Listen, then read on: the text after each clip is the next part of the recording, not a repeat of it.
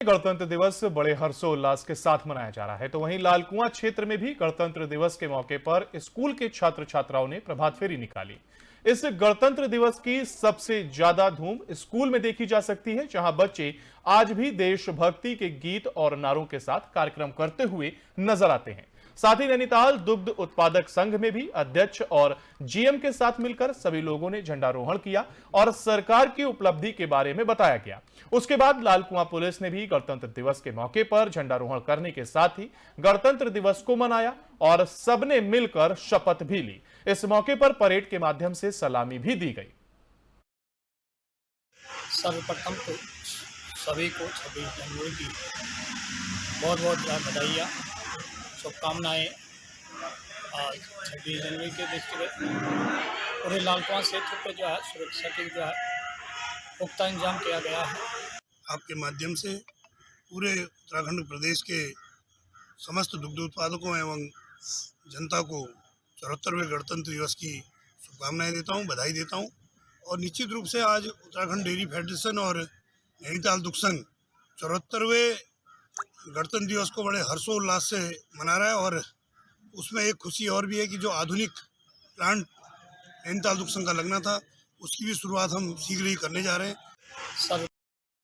26 जनवरी गणतंत्र दिवस के ध्वजारोहण के साथ ही कांग्रेस ने आज से अपनी हाथ से हाथ जोड़ो अभियान की शुरुआत भी कर दी है। आज से पूरे प्रदेश में कांग्रेस ने हाथ से हाथ जोड़ो अभियान यात्रा शुरू कर दी है। कांग्रेस के प्रदेश अध्यक्ष करण महारा ने कांग्रेस मुख्यालय से इस अभियान की शुरुआत की। महारा ने कहा कि भारत जोड़ो यात्रा के बाद अब कांग्रेस सभी प्रदेशों में हाथ से हाथ जोड़ो अभियान के तहत गांव-गांव जाएगी और कांग्रेस अपने इस अभियान में राहुल गांधी और कांग्रेस के राष्ट्रीय अध्यक्ष मल्लिकार्जुन खड़गे द्वारा लोगों के लिए लिखे गए संदेश पत्र को भी गांव-गांव पहुंचाएगी। कांग्रेस प्रदेश अध्यक्ष ने बताया कि इस पत्र में प्रदेश के कई ऐसे ज्वलंत मुद्दे शामिल किए गए हैं जिसे कांग्रेस हर घर तक पहुंचाना चाहती है। दरअसल राहुल गांधी ने अपने इस पत्र में लिखा है कि 3500 किलोमीटर की भारत जोड़ो यात्रा में करोड़ों भारतीयों ने हिस्सा लिया, इसमें मुझे प्यार और स्नेह दिया गया। राहुल गांधी ने अपने इस पत्र में यह भी लिखा है कि मैं सड़क से लेकर संसद तक प्रतिदिन बुराइयों के खिलाफ लड़ूंगा। इस पत्र में रोजगार, किसानों की बात के साथ ही कई बातों का जिक्र किया गया है। कांग्रेस प्रदेश अध्यक्ष ने बताया कि भारत जोड़ो यात्रा सभी प्रदेशों में गांव-गांव तक नहीं जा पाई, ऐसे में अब हाथ से हाथ जोड़ो अभियान के तहत कांग्रेसी गांव-गांव हर व्यक्ति तक पहुंचेंगे। देखिए, पूरे देश में एक साथ इसका शुभारंभ 26 जनवरी को हो रहा है, जो 26 मार्च तक चलेगा। और इसके पीछे उद्देश्य बहुत सारे हैं। एक तो जो इच्छा लेकर, जितने उद्देश्यों को लेकर राहुल गांधी चले हैं, वो क्योंकि अंतिम व्यक्ति तक पहुँचे। और उसका एक ही तरीका है कि कांग्रेस का कार्यकर्ता गांव-गांव घर-घर जाए, क्योंकि सबके पास फ़ोन नहीं है, एंड्रॉयड फ़ोन नहीं है, यहाँ तक कि फ़ोन भी नहीं है।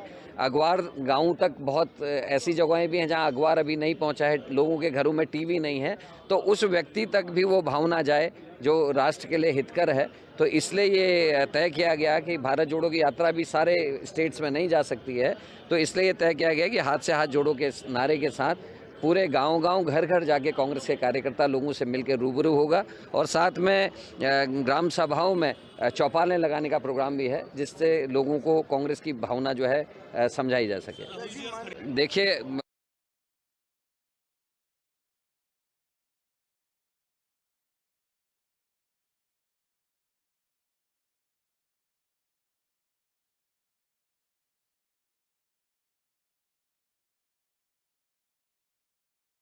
राजधानी देहरादून के मसूरी मार्ग पर पैसिफिक गोल्फ ग्राउंड के पास वाहन दुर्घटनाग्रस्त हो गया। सूचना मिलते ही एसडीआरएफ ने त्वरित मौके पर पहुंचकर घायल को रेस्क्यू कर अस्पताल पहुंचाया। 25 जनवरी देर रात सिटी कंट्रोल रूम द्वारा एसडीआरएफ को सूचना दी गई कि मसूरी मार्ग पर पैसिफिक गोल्फ ग्राउंड के पास एक स्विफ्ट वाहन अनियंत्रित होकर दुर्घटनाग्रस्त हो गया है, जिसमें वाहन सवार गाड़ी में ही फंस गया।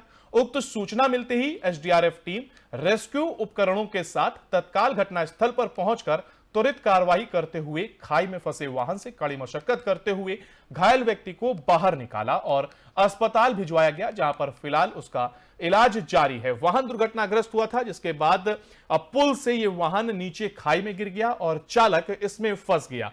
जब ये सूचना पुलिस को मिली, इसके बाद पुलिस वहां पर पहुंचती है और लोगों के द्वारा, जो आसपास के लोग होते हैं, इनके द्वारा मिलकर एसडीआरएफ की टीम मौके पर पहुंची और उन लोगों ने मिलकर चालक को बाहर निकाला और उसे अस्पताल भिजवाया है, जहां पर चालक का इलाज अभी फिलहाल जारी है।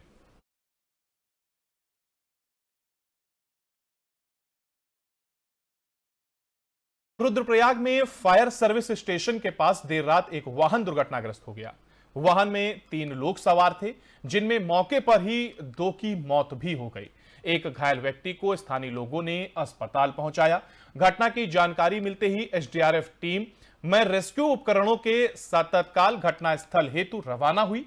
घटनास्थल पर पहुंचकर टीम को प्रत्यक्षदर्शियों ने अवगत कराया कि एक गाड़ी घोलतीर से रतूड़ा की तरफ आते समय फायर स्टेशन के पास पुलिया पर अनियंत्रित होकर पुल की रेलिंग तोड़ते हुए लगभग 80 से 90 मीटर गहरी खाई में गिर गई। उक्त वाहन में 3 लोग सवार थे, जिनमें एक घायल को स्थानीय लोगों द्वारा निकालकर अस्पताल भिजवाया गया था, जबकि 2 अन्य की मौके पर ही मृत्यु हो गई थी, जिनके शव वाहन में ही फंसे हुए थे। एसडीआरएफ टीम ने खाई में उतरकर कड़ी मशक्कत करते हुए कटर की सहायता से वाहन के कई हिस्सों को काटकर क्रेन की मदद से दोनों शवों को बाहर निकलवाकर जिला पुलिस के सुपुर्द किया है। दोनों मृतक रतूड़ा के निवासी थे।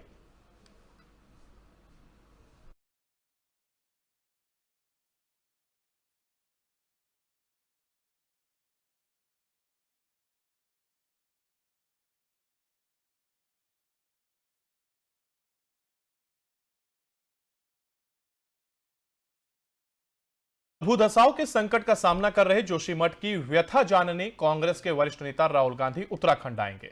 प्रदेश के कांग्रेस नेताओं के अनुरोध पर राहुल फरवरी महीने में जोशीमठ आने को राजी हो गए हैं। राहुल की इस हामी के साथ ही जोशीमठ पर सियासत भी गर्मा उठी है। भाजपा ने इसे कांग्रेस का दोहरा चरित्र करार दिया है, साथ ही इसे कांग्रेस की नकारात्मक रणनीति का हिस्सा बताया है। खास बात यह है कि जोशीमठ भूधसाव क्षेत्र में अभी तक रक्षा राज्य मंत्री अजय भट्ट को छोड़कर भाजपा के किसी बड़े केंद्रीय नेता ने दौरा नहीं किया है। भाजपा के प्रदेश अध्यक्ष महेंद्र भट्ट ने कांग्रेस की भारत जोड़ो यात्रा में जोशीमठ आपदा को राजनीतिक रूप देने पर कड़ी आपत्ति जताई है। उन्होंने इसे कांग्रेस का दोहरा चरित्र करार दिया है। भट्ट ने कहा है कि प्रदेश कांग्रेस के नेता एक और मुख्यमंत्री धामी से मिलकर आपदा पर सुझाव देते हैं और अगले दिन यात्रा में शामिल होकर इस मुद्दे को राजनीतिक रंग देते हैं।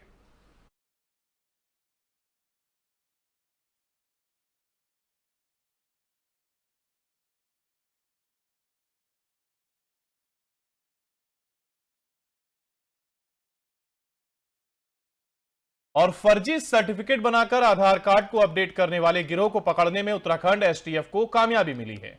यह गिरोह सीएचसी सेंटर चलाने की आड़ में लोगों के फर्जी बर्थ सर्टिफिकेट बनाकर आधार कार्ड को अपडेट करने का काम करता था।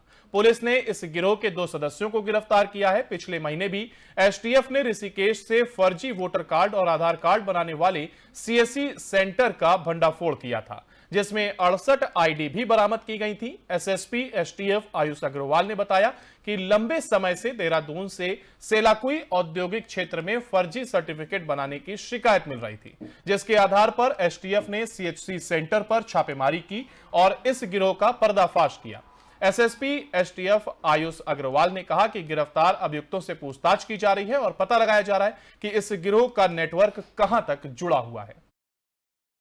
सीएससी सेंटर का पर्दाफाश किया गया है, जहां पर कि वेबसाइट के माध्यम से लोगों के फर्जी बर्थ सर्टिफिकेट बनाकर उनके आधार कार्ड में डेट ऑफ बर्थ को चेंज किया जा रहा था। ये जो सेंटर था ये सेलाकुई एरिया में चल रहा था। 2 व्यक्ति इसको संचालित कर रहे थे, जिन दोनों को गिरफ्तार किया गया है।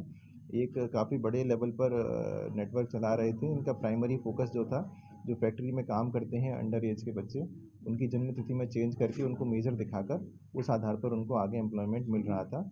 और जो इसमें वेबसाइट का पता चला है जिसके माध्यम से फर्जी बर्थ सर्टिफिकेट बना रहे थे, एक पैन इंडिया वेबसाइट है जिसका कि कई अलग अलग राज्यों में संचालन हो रहा है।